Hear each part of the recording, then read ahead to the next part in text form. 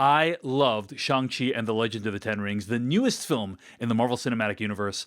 I'm David Chen. Get ready for some non-spoilery thoughts.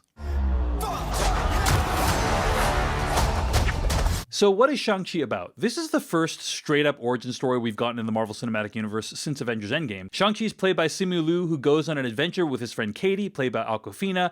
They both travel around the world to uncover the truth behind a mysterious organization known as the Ten Rings, which is headed by Wenwu, played by Tony Leung. Now, if there's one thing I want you to take away from this review of Shang-Chi and the Legend of the Ten Rings, it's this. Shang-Chi has the best martial arts action out of any Marvel film by far. The action in this movie is well choreographed. It's very well shot. You can understand where everyone is in relation to each other. It's creatively shot. You can see all the moves clearly. And it's really, really just excellent and occasionally breathtaking. I really love the action. I can't wait to see this movie again, just to rewatch some of these action scenes. One of the scenes in the trailer is of a train, and that sequence was just absolutely dazzling. It's just, I've never seen anything like it in the Marvel Cinematic Universe, so I can't wait for people to see it. You should watch this movie for the action alone. The cast in Shang-Chi is amazing. I think Simu Liu and Awkwafina have great chemistry together, and Simu Liu brings a great physicality to his role, but you also have amazing actors like Michelle Yeoh and Tony Leung in this movie. Now, Michelle Yeoh, people are familiar with her probably from like Jackie Chan Super Cop or Crazy Rich Asians or Star Trek. But Tony Leung, this is probably his first big exposure to American audiences. And honestly, I can't freaking wait for you guys to meet Tony Leung if you are unfamiliar with his work. But those who are familiar will know him from movies like In the Mood for Love, Fallen Angels, Chungking Express, Hard Boiled. This guy is a legend. He's somebody who I have spent much of my childhood watching his movies, worshiping this guy, and now he's finally about to get all this visibility from being one of the main characters in a Marvel film. I feel like somebody who was a huge fan of like an indie band and now they've just been signed to the big record label. Does this make me a hipster? Maybe. Anyway, Tony Leung is freaking awesome. And what really surprised me is he's not just like a side character or somebody who's like a plot mechanic or whatever. He's like a major role in this movie. And so for me, in addition to the martial arts action that's already awesome, just seeing Tony Leung in a Marvel superhero film is incredible. I think you are going to love Tony Leung, and I can't wait for the rest of the world to meet him. Let's talk about how this movie compares to and fits in with other Marvel films. One of the things I've really enjoyed about movies like Black Widow and TV shows like What If is these properties have felt largely standalone, like they're not just setting up the next Marvel movie.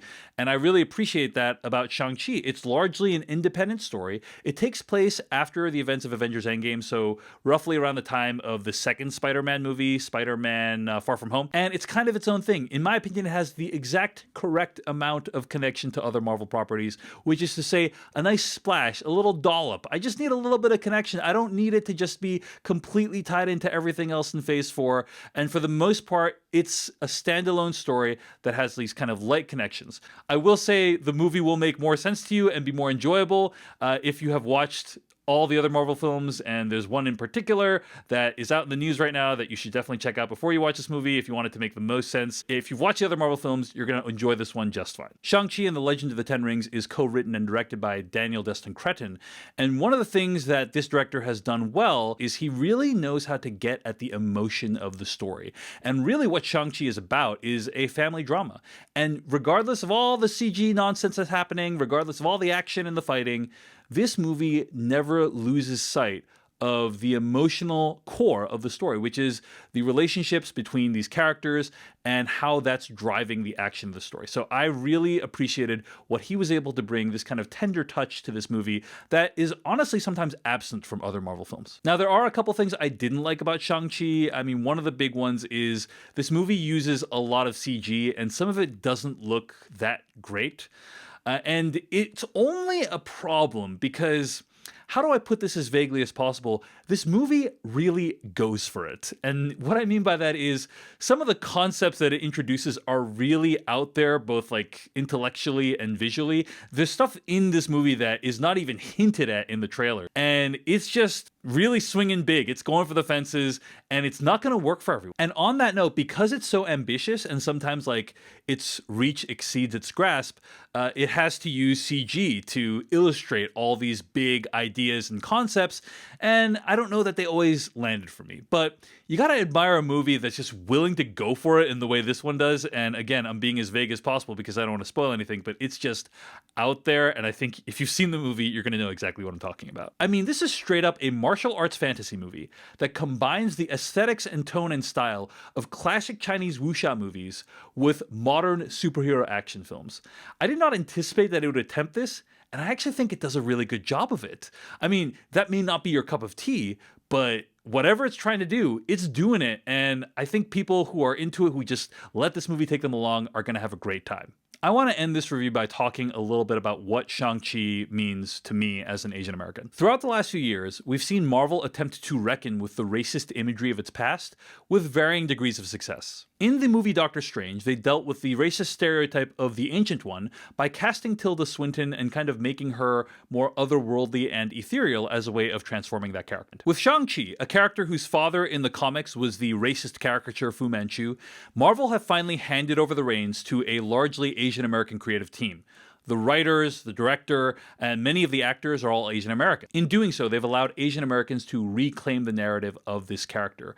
And these people have crafted a story that does honor to what it means to be an Asian American in this world and in the Marvel Cinematic Universe. Shang-Chi, the character, wants to acknowledge his past and his history while also attempting to carve out a new path in his own life. It's obviously a journey that many immigrants go through, and especially many Asian Americans, as we're torn between the world of the old and the new. I've been reviewing movies on the internet for about 14 years now, and in that time, I've seen very few Asian Americans on screen that have been truly aspirational. Yes, there have been Asian Americans that are good at martial arts, or that are smart, or that are funny, or that are good sidekicks, but there's very few Asians I see on screen and think to myself, that guy's cool, I want to be like that guy, maybe I could be like that guy. That's something I felt when I watched Shang-Chi, is this is a guy who's truly aspirational. He knows how to kick ass. He's smart. He's good looking. He's got good friends. He's got a cool life. And he has a really rich and interesting history. And so that's something that Shang-Chi and the Legend of the Ten Rings has given to me.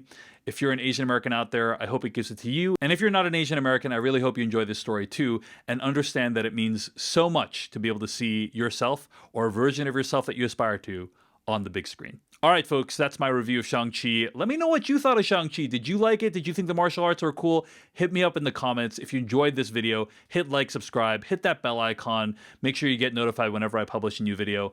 A big thank you to my patrons, especially my executive producer patrons at patreon.com/Dave Chen, Jeff Evans, Mark Warner, Sid Yadav, Dan Flanagan, Steve Austin, Scott Wacholtz, Steve Miller, and Steve. A lot of Steves on there. Thank you so much. It's the Steves who help to support me. Really appreciate you guys. And if you want to sign up for bonus videos and podcasts, go to patreon.com/Dave Chen. Until the next one, we'll see you then.